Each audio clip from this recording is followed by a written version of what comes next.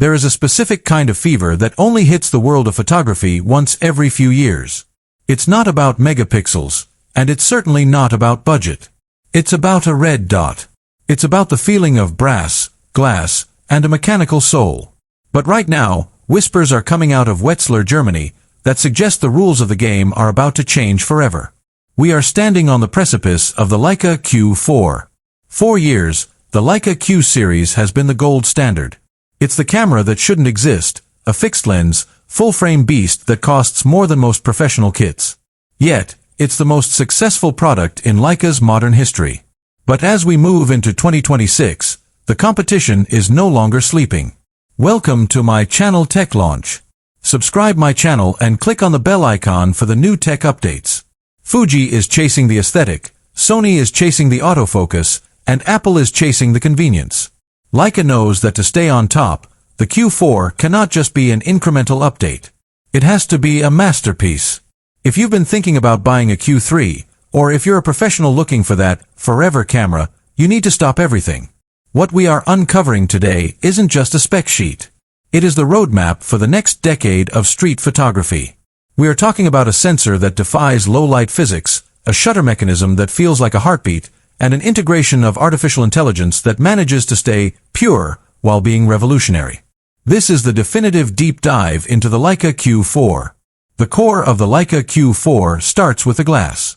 The 28mm Summilux has been the soul of this camera since day one.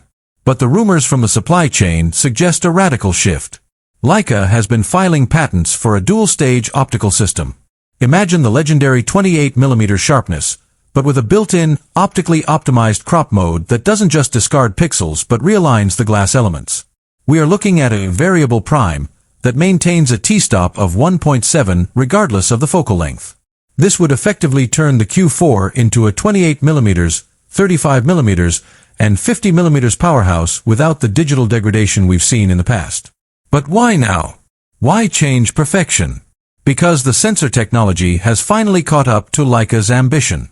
The Q4 is rumored to house a 72-megapixel triple-resolution sensor.